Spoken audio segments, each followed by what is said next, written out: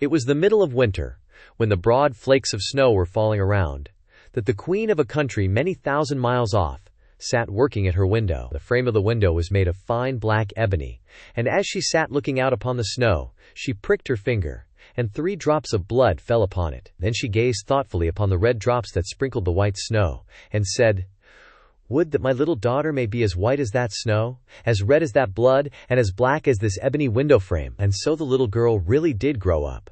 Her skin was as white as snow, her cheeks as rosy as the blood, and her hair as black as ebony, and she was called Snowdrop. But this queen died, and the king soon married another wife who became queen, and was very beautiful, but so vain that she could not bear to think that anyone could be handsomer than she was. She had a fairy looking glass, to which she used to go, and then she would gaze upon herself in it and say, "Tell me, glass, tell me true, of all the ladies in the land, who is fairest? Tell me, who?" And the glass had always answered, "Thou, queen, art the fairest in all the land." But Snowdrop grew more and more beautiful, and when she was 7 years old, she was as bright as the day, and fairer than the queen herself. Then the glass one day answered the queen, when she went to look in it as usual, "Thou, queen, art fair and beauteous to see, but Snowdrop is lovelier far than thee." When she heard this, she turned pale with rage and envy, and called to one of her servants and said, "Take Snowdrop away into the wide wood, that I may never see her any more." Then the servant led her away, but his heart melted when Snowdrop begged him to spare her life, and he said, "I will not hurt you, thou pretty child." So he left her by herself. And though he thought it most likely that the wild beasts would tear her in pieces, he felt as if a great weight were taken off his heart when he had made up his mind not to kill her, but to leave her to her fate, with the chance of someone finding and saving her. Then poor Snowdrop wandered along through the wood in great fear, and the wild beasts roared about her, but none did her any harm. In the evening she came to a cottage among the hills, and went in to rest, for her little feet would carry her no further. Everything was spruce and neat in the cottage. On the table was spread a white cloth, and there were 7 little plates, 7 little loaves, and 7 little glasses with wine in them, and 7 knives and forks laid in order, and by the wall stood 7 little beds.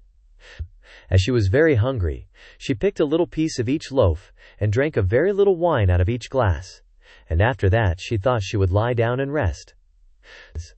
So she tried all the little beds, but one was too long, and another was too short, till at last the 7th suited her, and there she laid herself down, and went to sleep.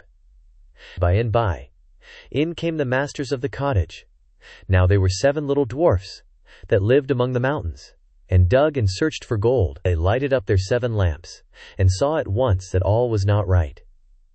The first said, "Who has been sitting on my stool?" The second, "Who has been eating off my plate of bed?" The third, "Who has been picking my bread?" The fourth, "Who has been meddling with my spoon?" The fifth, "Who has been handling my fork?" The sixth, "Who has been cutting with my knife?" The seventh, "Who has been drinking my wine?" Then the first looked round and said, "Who has been lying on my bed?"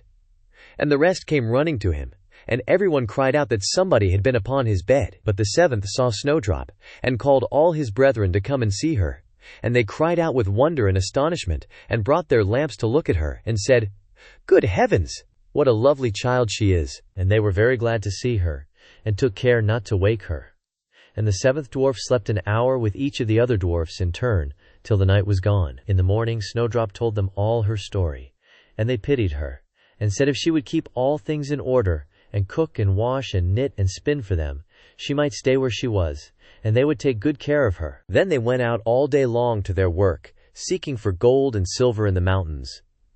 But Snowdrop was left at home, and they warned her and said, "The queen will soon find out where you are, so take care and let no one in." The queen, now that she thought Snowdrop was dead, believed that she must be the handsomest lady in the land, and she went to her glass and said, "Tell me, glass, tell me true, of all the ladies in the land, who is fairest?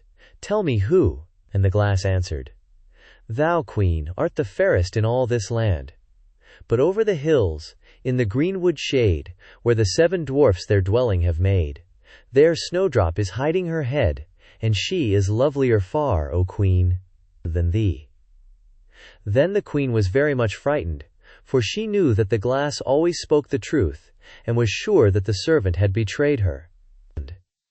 and she could not bear to think that anyone lived who was more beautiful than she was.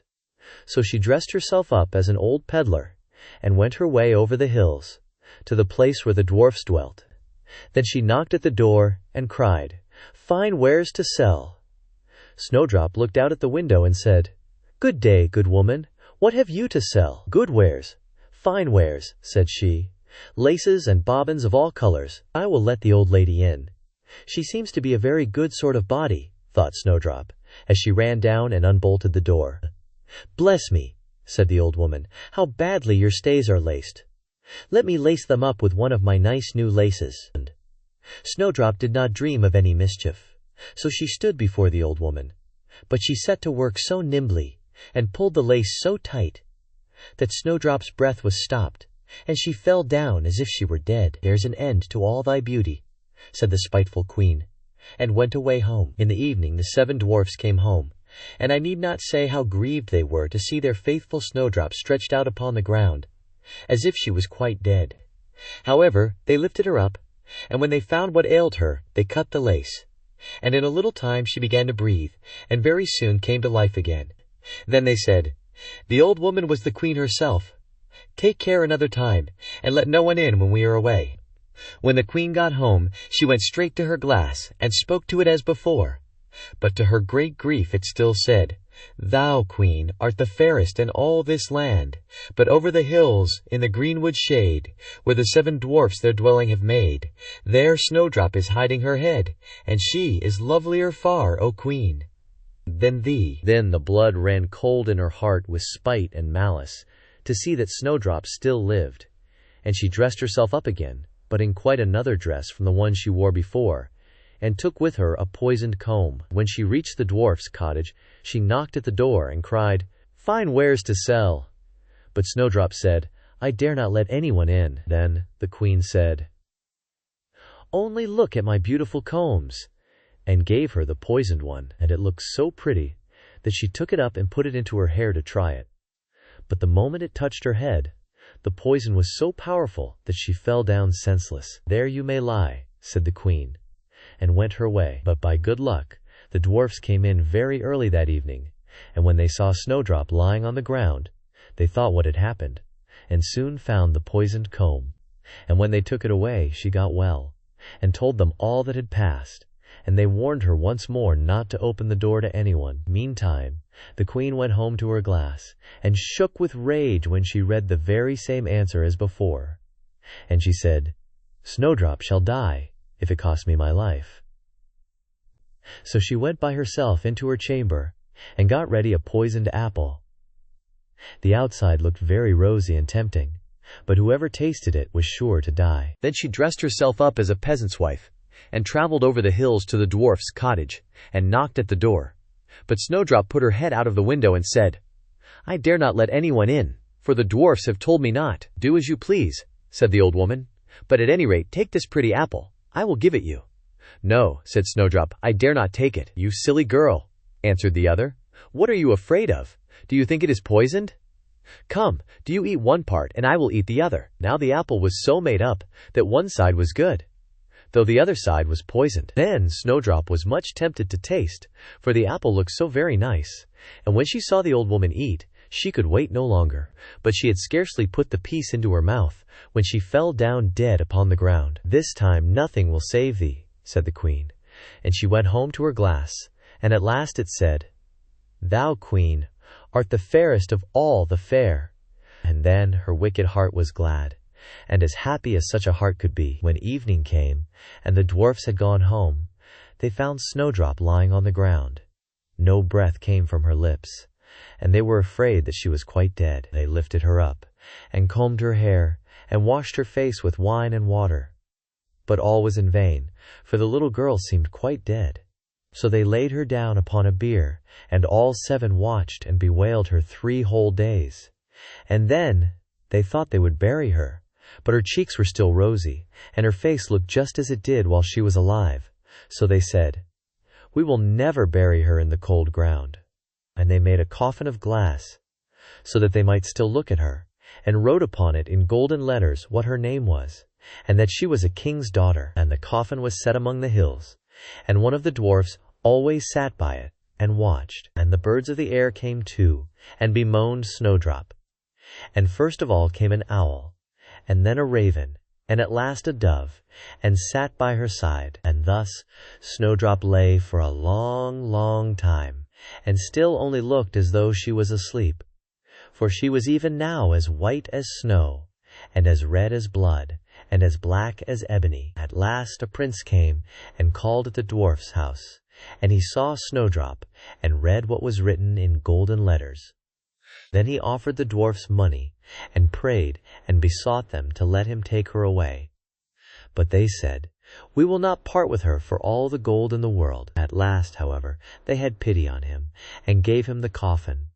But the moment he lifted it up to carry it home with him, the piece of apple fell from between her lips, and Snowdrop awoke and said, "Where am I?" And the prince said, "Thou art quite safe with me." Then he told her all that had happened, and said, "I love you far better than all the world, so come with me to my father's palace, and you shall be my wife."